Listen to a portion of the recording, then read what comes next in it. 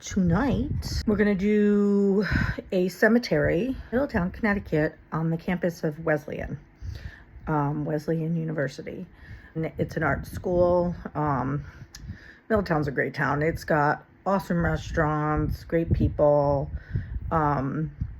great atmosphere, great campus. I used to actually live right near it once upon a time, or in my past life, as I tell my children. So tonight we're doing Foss Cemetery, also known as God's Acre, and it was a cemetery dated between Foss Hill and West College dormitories on Wesleyan campus. Foss Hill Cemetery was established or erected or created in 1837. And I think it's been a while. There is someone more recently, a college faculty member that was buried there, and apparently you still can, but you have to petition, and it has to go to the president and the board, and it's very difficult. But it does hold 12 students, and several professors, family members, children.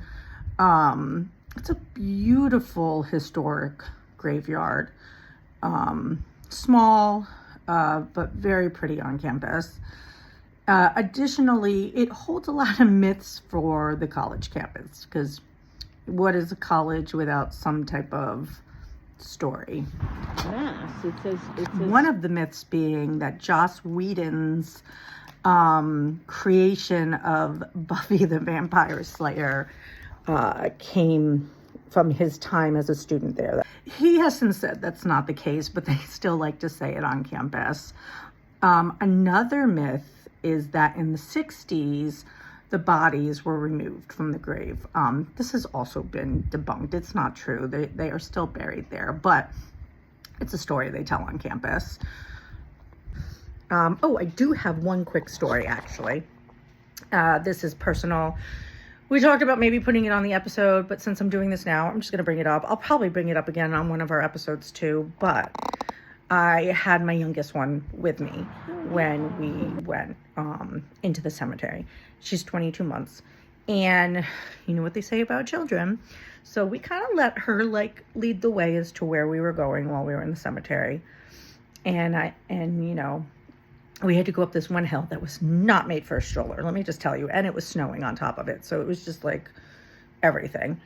And we went up the hill, and she kept going that way. And so we go that way. And my mother-in-law had been with me. And the first thing she sees is a little stone that has a nickname that we call our daughter on it. And I was like, oh, well, that's interesting. And as I proceed to look what it's leaning on, because it was no longer standing erect, it's this giant gravestone with here lies the husband, here lies the wife. And as I'm reading it, it is my daughter's full name. And I'm like, are you kidding me? And her full name is on it. And I'm like, this can't, this can't be. And she's there going, hi, and waving, and we're just freaking out. And we proceed to then leave, because we were meeting Jen up for dinner. And in the car, she kept saying, where'd they go? As if she had seen this person, this ghost, and she wanted to know where they went. So that was a little odd, a little freaky, but also really cool. And it was almost as if because we had said her name when we were in the cemetery, because trying to get her attention, and she's looking at things and she's pointing at things.